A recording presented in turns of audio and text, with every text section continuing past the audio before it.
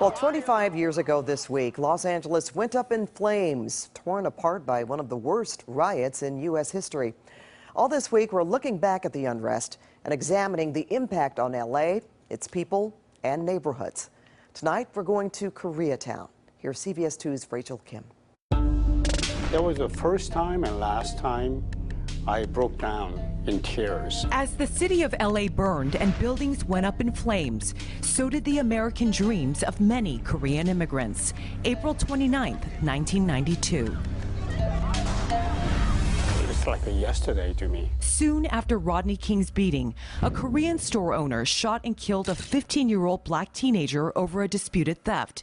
Many believe the two racially charged incidents fueled the 1992 LA riots. Korean Americans became kind of a scapegoat for the larger structural problems. Korean American store owners became a target. She felt she was in danger. She felt a lot of fear.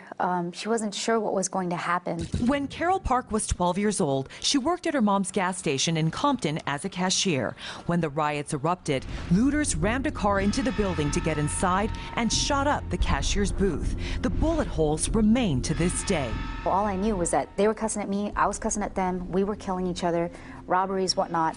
You know, there was a lot of violence, this and that, and I hated it. Carol's family escaped unharmed. Their business escaped being set on fire. But the angry mobs began moving toward Koreatown. When you think about the LA riots in Koreatown, many people remember images of armed store owners and volunteers camped out in parking lots or on rooftops. They said they were on their own to defend their businesses and protect their livelihoods. It was unreal. I mean, LAPD was gone. No one was protecting anybody. In the end, nearly 2,300 Korean American-owned stores were looted, damaged, or destroyed. That's over 40% of the total damage during the LA riots. We lost trust in America. Right.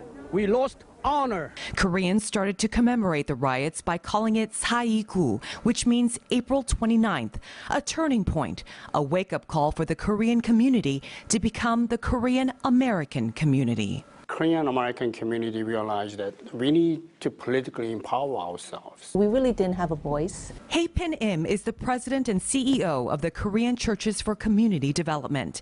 She agrees that since the riots, Korean Americans have become more politically involved and learned to be a part of a multiracial community. There's a growing mix of more of the older and more established Korean Americans who are moving back into Koreatown, and also Koreatown has become much more hip and cool. Koreatown has emerged as one of the most dynamic, vibrant, active, and multi-ethnic community.